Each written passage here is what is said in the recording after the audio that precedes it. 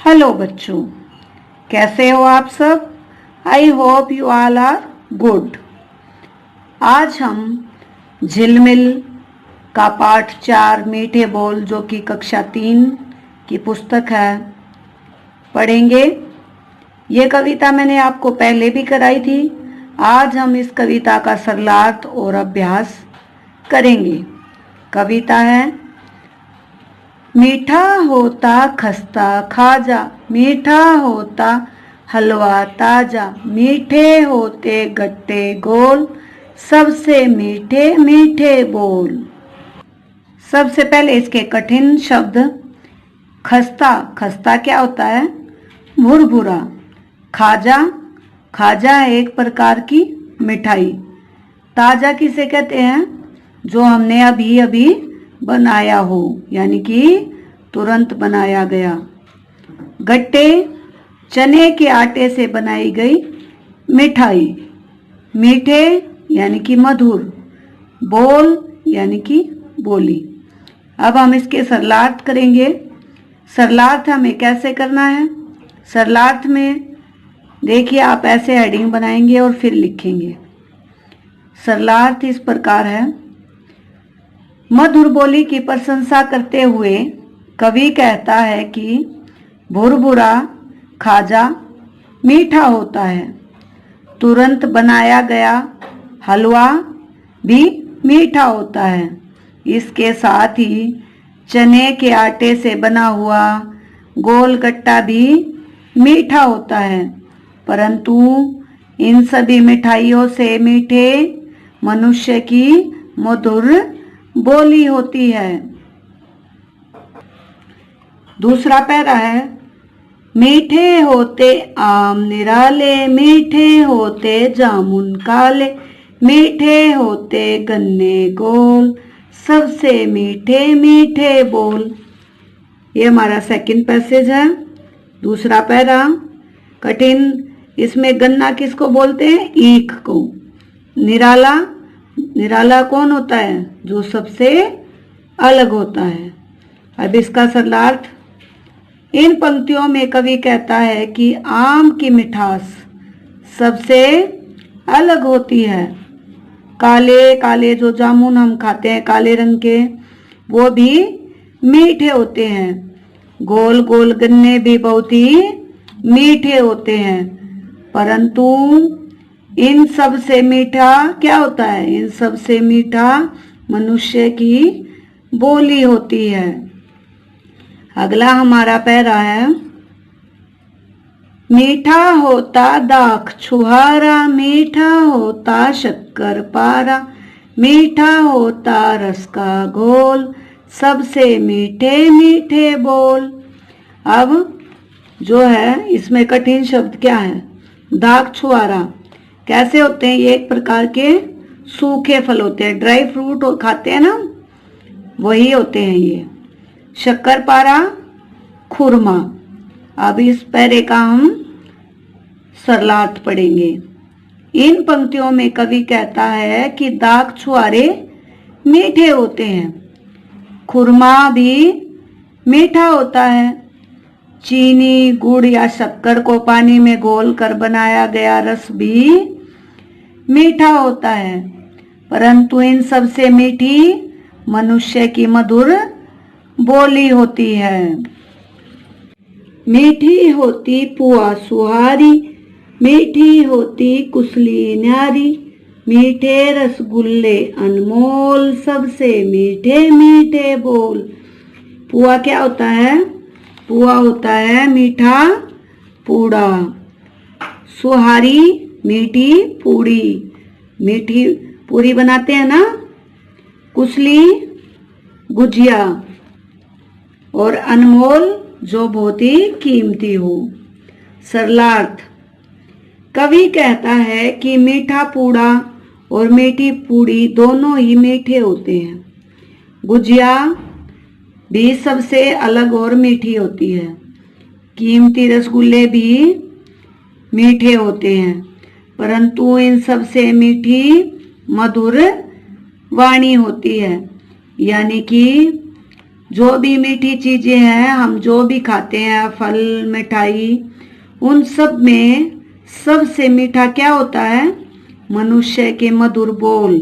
जो हम किसी को प्यार से बोलते हैं वो हमें सबसे मीठे लगते हैं, और जो सबसे प्यार से बोलता है वही सबको अच्छा लगता है ना। तो कवि क्या कहना चाहता है? कवि कौन है इस कविता के? सोहनलाल द्विवेदी जी। और वो आपको बता रहे हैं कि चाहे कोई भी चीज हो, उन सब में सबसे मीठी चीज क्या है? मनुष्य के मीठे बोल। इसलिए हमें सबसे प्यार से बात करनी चाहिए, सबको मीठा बोलना चाहिए। अभ्यास। अब इसमें सबसे पहले शब्दों के अर्थ। अनमोल कीमती, कुसली गुजिया, खस्ता भुरभुरा, खाजा एक मिठाई, गट्टे एक मिठाई जो चने के आटे से बनती है, पुआ मीठा पूड़ा, शक्करपारा खुरमा, सुराही मीठी पूड़ी। अब कविता से हमारे पास प्रश्न उत्तर है। क्या बोल रहे हैं इसमें? ये कविता में किन किन मिठाइयों के बारे में बताया गया है? बताइए आप मुझे। कविता में भुरभुरा, खाजा, गट्टा, शक्करपारा, गुजिया तथा रसगुल्ले आदि मिठाइयों के बारे में बताया गया ना। दूसरा प्रश्न है, सबसे मीठा किसे बताया है और क्यों? अभी मैंने बताया था ना आपको, सबसे मीठा क्या है? सबसे मीठा मनुष्य के मीठे बोल हैं। तो सबसे मीठा मनुष्य के बोल को बताया गया है क्योंकि मीठी बोली सभी को अच्छी लगती है। आम को निराला क्यों कहा गया है? आम को फलों का राजा माना गया है। इस फल की मिठास सभी फलों की मिठास से अधिक होती है, इसलिए इसको निराला माना गया है। अब आपकी बात। तीसरा हमारा टॉपिक है जो इसमें क्या कह रहे हैं, आपको कौन कौन से फल मीठे लगते हैं? तो ये आपको अपने अकॉर्डिंग लिखना है। जैसे मुझे आम, अनार, चीकू, जामुन ये मीठे लगते हैं ना, वैसे ही आपको जो फल मीठे लगते हैं आपको वो लिखने हैं। यदि हम सब मीठा बोलना शुरू कर देंगे तो क्या होगा? यदि हम सब मीठा बोलना शुरू कर देंगे तो हम सब से प्यार करने लगेंगे, हमारे बीच झगड़ा नहीं रहेगा। मीठा बोलने वाले लोग भाईचारे के साथ रहते हैं और सभी में प्रेम की भावना बढ़ती है। रसगुल्ले का नाम रसगुल्ला क्यों पड़ गया होगा? सोचो। देखो ये गोल गोल होते हैं ना, गुल्लक जैसे, और गुल्लक जैसे पैसों से भरे होते हैं। तो रसगुल्ले किससे भरे होते हैं? रस से ना। शादी इसीलिए इनका नाम क्या रख दिया? रसगुल्ला। मीठा बोलने से हमें क्या लाभ होता है? आप बताओ सोच के मुझे, क्या लाभ होता है? मीठा बोलने से हमें बहुत सारे लाभ है ना। मीठा बोलने से कोई हमारा शत्रु नहीं बनता, हम सभी को अच्छे लगते हैं और सभी हमारे दोस्त बन जाते हैं और हमारा किसी से झगड़ा भी नहीं होता। अब अगला है 4 नंबर पे, कविता से आगे दिए गए फलों के नाम के सामने उनके रंगों के नाम लिखें। संतरा कैसे रंग का होता है? संतरा पीला। बेर, बेर कैसे होते हैं? बेर होते हैं पीले भी और हरे भी। अंगूर, अंगूर कैसे रंग के होते हैं? हरे रंग के होते हैं और काले रंग के। अनार लाल रंग के। पपीता पीला।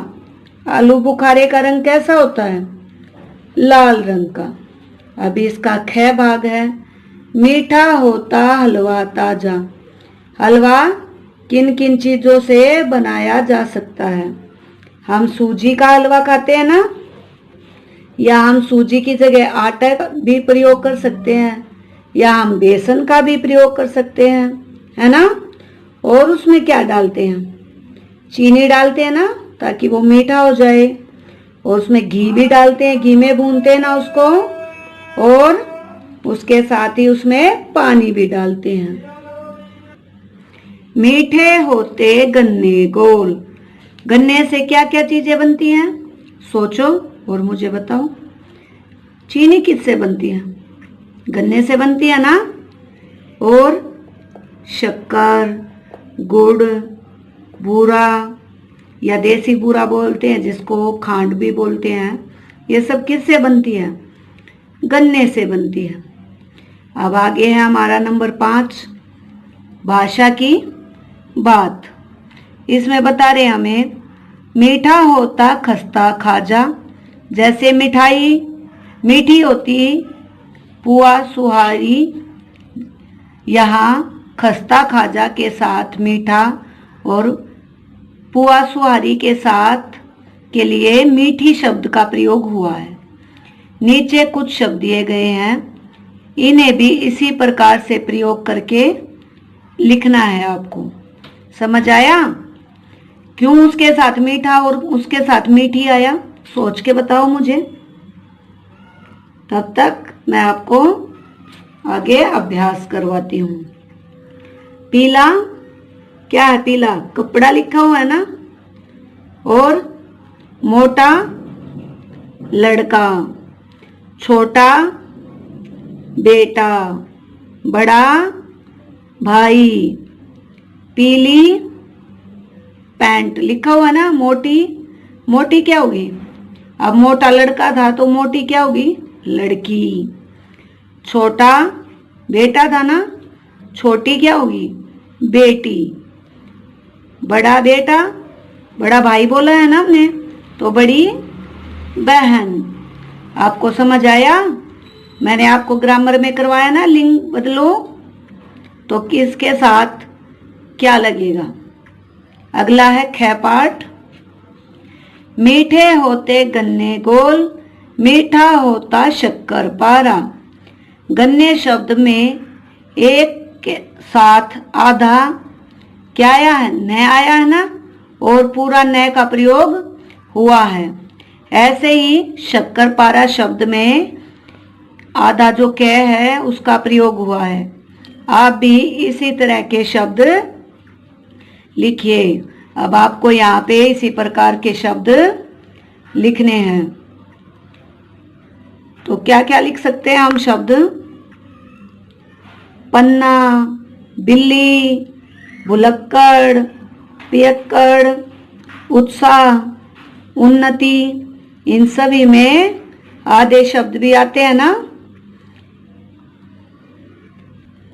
तो अब हमारा पाठ 4 पूर्ण हो गया है। आप सभी को अच्छे से समझ आ गया होगा इस कविता के बारे में, जो कि सोहनलाल जी ने लिखी हुई है। आप सभी इस कविता को याद करें और याद रखें कि हमें सबसे अच्छे से बात करनी है, सबसे प्यार से बोलना है। और अगर आपको कोई समस्या आ रही है तो आप कमेंट बॉक्स में लिख के मुझसे पूछ सकते हैं। खुश रहिए, अपने घरों में रहिए, सुरक्षित रहिए और खेल के साथ पढ़ते भी रहिए। जय हिंद।